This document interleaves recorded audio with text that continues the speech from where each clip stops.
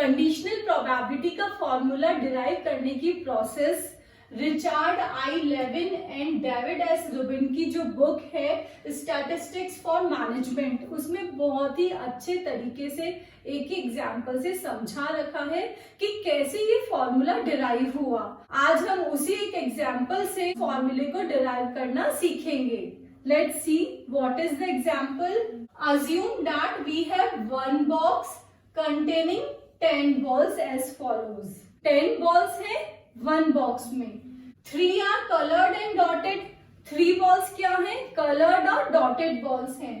1 is striped और 1 ball क्या है? कलर्ड और स्ट्रिप्ड है।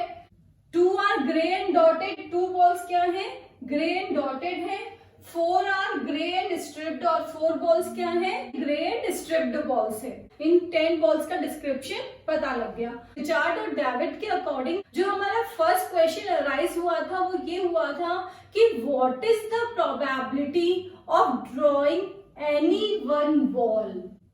फर्स्ट क्वेश्चन जो अराइज हुआ वो यही अराइज हुआ कि कोई सी भी एक बॉल आने की प्रोबेबिलिटी क्या होगी। That should be 1/10। Favourable cases कितने हैं आपके? 1 और टोटल आउटकम कितने हो गए? 10। प्रोबेबिलिटी आ गई 0.1।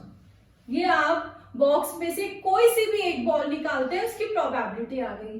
फर्स्ट स्टेप हो गया हमारा। अब सेकंड क्वेश्चन क्या राइज हुआ था?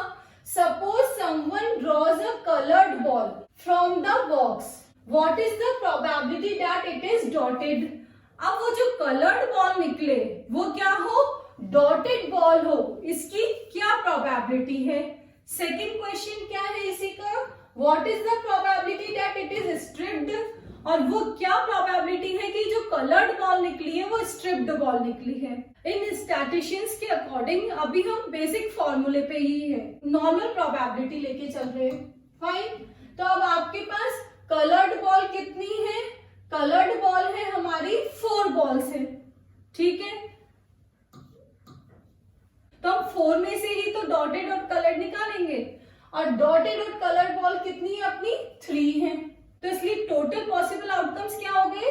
इसके लिए 4 हो गए, और फेवरेबल आउटकम्स क्या हो गए? 3 हो गए। या हमने सिंपल प्रोबेबिलिटी निकाल ली। क्या बोला है? प्रोबेबिलिटी इट इज स्ट्रिप्ड, और वो स्ट्रिप्ड हो तो प्रोबेबिलिटी स्ट्रिप्ड और कलर्ड बॉल की। कलर्ड बॉल कितनी है? पॉसिबल आउटकम्स कितने हो गए? टोटल 4 हो गए हमारे लिए। नेक्स्ट स्ट्रिप्ड बॉल कितनी है हमारी? 1। अब हमने इन दोनों को ऐड कर लिया।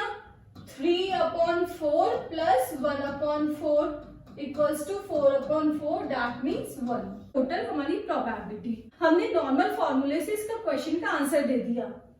प्रोबेबिलिटी भी आ गई 1।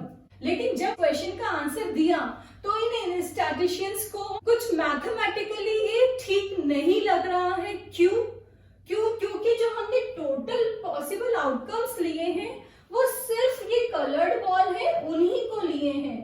हमने ये जो ग्रे बॉल्स हैं उनको तो ध्यान में ही नहीं रखा है।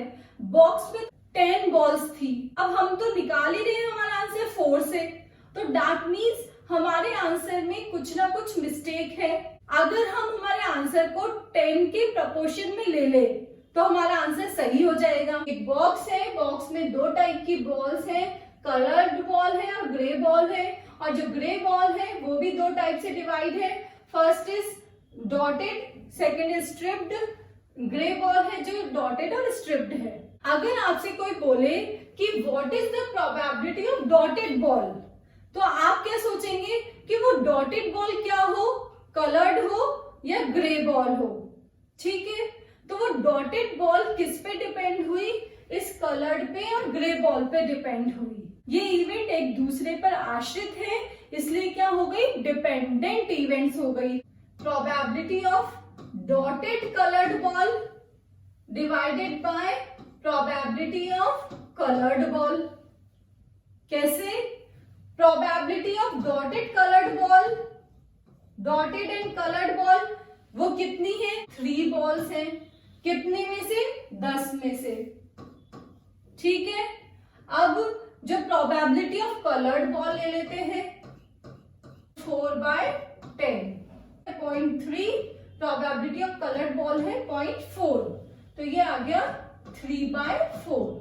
नेक्स्ट क्वेश्चन है what is the probability of it is striped. अब ये स्ट्रिप्ड हो तो probability of striped given that it should be coloured, तो आप फॉर्मूला क्या बनाएंगे, वही probability of striped and coloured ball divided by probability of coloured ball. अब probability of striped and coloured ball की प्रोबेबिलिटी क्या है, ये 1 है, कितने में से, 10 में से, तो 1/10, तो यहाँ आया आपका 0.1। प्रोबेबिलिटी ऑफ कलर्ड बॉल की क्या थी, 0.4, 1/4। Probability of dotted given that it is coloured, उसकी प्रोबेबिलिटी आ गई 3/4। Probability of striped ball given that it should be coloured, उसकी प्रोबेबिलिटी आ गई 1/4। अगर हम इन दोनों को ऐड कर देते हैं 4/4 दैट इज 1। दैट मीन्स अब हमने इनिशियल कॉन्सेप्ट क्या लिया कि हम चले हैं 10 बॉलों को लेकर, दैट मीन्स हम सही है, ठीक है। और लास्ट में हमारे जो प्रोबेबिलिटी का टोटल आ रहा है वो भी 1 आ रहा है, तो हमने फॉर्मूला क्या डिराइव कर लिया था, probability of dotted coloured ball divided by probability of coloured ball.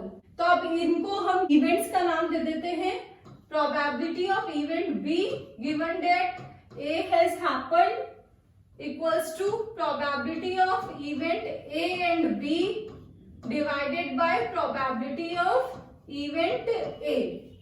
इस टाइप से ये फॉर्मूला डिराइव किया गया था। What is the probability of dotted given that it should be gray, probability of dotted gray ball divided by probability of gray ball। dotted और gray ball कितनी है हमारी, 2, कितने में से, 10 में से, तो इसकी प्रोबेबिलिटी आ गई 0.2। अब प्रोबेबिलिटी ऑफ ग्रे बॉल की प्रोबेबिलिटी क्या है, 6 बॉल्स है हमारी ग्रे, कितने में से, 10 में से, तो ये आ गया 0.6। ये हो गया आपका 0.2 divided by 0.6 that is 1/3। Probability of striped ball given that it is grey, तो पहले हम निकालेंगे probability of striped and grey ball की प्रोबेबिलिटी। स्ट्रिप्ड और ग्रे बॉल है हमारी 4, कितने में से, 10 बॉल में से, तो ये हो गया आपका 0.4। Probability of striped grey ball divided by probability of grey ball, तो यहाँ आ गया आपका 0.4 डिवाइडेड बाय ग्रे बॉल की प्रोबेबिलिटी 0.6, 2/3। इनको प्लस किया आपने, प्लस 1/3, तो प्लस कर दिया तो आंसर आ गया 1। कैलकुलेट करना है probability of grey ball given that it should B dotted, तो फॉर्मूला प्रोबेबिलिटी ऑफ ग्रे और डॉटेड बॉल की probability divided by probability of dotted ball. Grey और डॉटेड बॉल है 2, कितने में से, 10 में से, तो ये आ गया आपका 0.2। अब प्रोबेबिलिटी ऑफ डॉटेड बॉल कितनी है आपकी, डॉटेड बॉल है 3 बॉल इधर है, 2 बॉल इधर है, 10 में से 5 बॉल्स है, तो ये आ गया 0.5। Probability of grey ball given that it should B dotted की प्रोबेबिलिटी आ गई 0.2 divided by 0.5 that is 2/5। Probability of coloured and dotted ball, coloured and dotted ball क्या है हमारी, 3 है, ठीक है, कितने में से, 10 में से, तो ये आ गया आपको 0.3। प्रोबेबिलिटी ऑफ डॉटेड बॉल कितनी है आपकी, 0.5, तो आपकी ये कंडीशनल प्रोबेबिलिटी आ जाएगी 0.3/0.5, आ गया आपका 3/5। दोनों की प्रोबेबिलिटी को ऐड कर ली, 2/5 plus 3/5 equals to 5/5 that is 1। Calculate probability of coloured ball given that it is striped, dependent events है ये। Probability of coloured striped ball, coloured और स्ट्रिप्ड बॉल है 1, कितने में से, 10 में से, तो इसकी प्रोबेबिलिटी आ गई 0.1 divided by probability of striped ball 5 है 10 में से, तो ये आ गई आपकी 0.5। Probability of coloured ball given that it is striped, तो 0.1 divided by 0.5 that is 1/5। Next probability of grey and striped ball की प्रोबेबिलिटी निकालेंगे। ग्रे एंड स्ट्रिप्ड बॉल है 4 है, कितने में से 10 में से। Probability of grey ball given that it is striped, probability of grey striped ball divided by probability of grey ball 0.4 और स्ट्रिप्ड बॉल की प्रोबेबिलिटी 0.5 दैट इज 4/5। तो 1/5 plus 4/5 that is 5/5 equals to 1। आपने ये देखा कि कैसे ये डिपेंडेंट इवेंट्स होती है और डिपेंडेंट इवेंट से कैसे कंडीशनल प्रोबेबिलिटी निकल जाती है। जब कंडीशनल प्रोबेबिलिटी का फॉर्मूला डिराइव हो गया तो उसके बाद में जॉइंट प्रोबेबिलिटी निकालिए that A will occur given that B has occurred. आपकी बी हो चुकी है, उसके बाद में आपकी ए हो रही है, that means conditional probability. Next the probability that both A and B will occur, दोनों एक साथ हो रही है, तो आप कैसे डिफरेंशिएट करेंगे? इसमें क्या लिखा हुआ होगा? गिवन दैट, और इसमें लिखा हुआ होगा एंड, तो ये क्या होगी आपकी जॉइंट प्रोबेबिलिटी।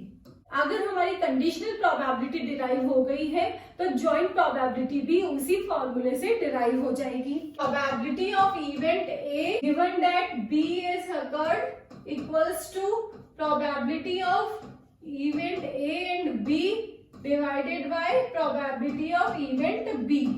ये किया था, इसको क्रॉस मल्टीप्लाई करेंगे तो जॉइंट प्रोबेबिलिटी डिराइव हो जाएगी। ये इक्वल्स टू के इधर चले जाएगा। Probability of event A and B equals to probability of A given that B has occurred multiply by probability of B. ये आ गया आपका जॉइंट प्रोबेबिलिटी का formula. Probability of B A B निकाल सकते हैं कैसे? Probability of B given that A has occurred multiply by probability of A. तो इस टाइप से ये डिराइव किया गया जॉइंट प्रोबेबिलिटी का भी फॉर्मूला। अब डिपेंडेंट इवेंट के केस में आपकी कंडीशनल प्रोबेबिलिटी हो गई, जॉइंट प्रोबेबिलिटी हो गई। नेक्स्ट है आपकी मार्जिनल प्रोबेबिलिटी। मार्जिनल प्रोबेबिलिटी किसकी निकाले? प्रोबेबिलिटी ऑफ कलर्ड बॉल की निकालनी है। Coloured dotted ball plus probability of coloured striped ball. Coloured और डॉटेड बॉल कितनी है आपकी? ये 10 में से देखा आपने तो 0.3 प्लस कलर्ड और स्ट्रिप्ड बॉल कितनी है? 0.1 that is 0.4। Probability of grey ball, तो इसका क्या फॉर्मूला होगा? Probability of grey dotted ball plus probability of grey striped ball. Probability of grey dotted ball कितनी है आपकी? 0.2 10 में से, और probability of grey striped ball है 0.4, तो ये हो गया आपका 0.6। लास्ट में इस लेक्चर को हम सम अप करते हैं। मार्जिनल प्रोबेबिलिटी, इसका सिंबल क्या होता है? Probability of event A. इसका formula sum of the probabilities of joint events in which event A occur. जो जॉइंट प्रोबेबिलिटी है उसका सिंबल क्या होता है? Probability of A and B. Probability of both A and B will occur. जब आप ये यूज करते हैं सिंबल, तो आपका फॉर्मूला क्या होगा? Probability of event A given that B has occurred multiply by probability of event B. Probability of B and A use करते हैं तो आप क्या लिखेंगे? Probability of event B given that A has occurred multiply by probability of event A. Next है conditional probability. Probability of event B given that A has occurred, तो इसका symbol है, इसका फॉर्मूला क्या है? Probability of event B and A divided by probability of A. या फिर इसको क्या लिख सकते हैं? Probability of event A given that B has occurred, तो जो इवेंट हमारी पहले हो चुकी है वो नीचे आएगी और जॉइंट प्रोबेबिलिटी उसके ऊपर आएगी।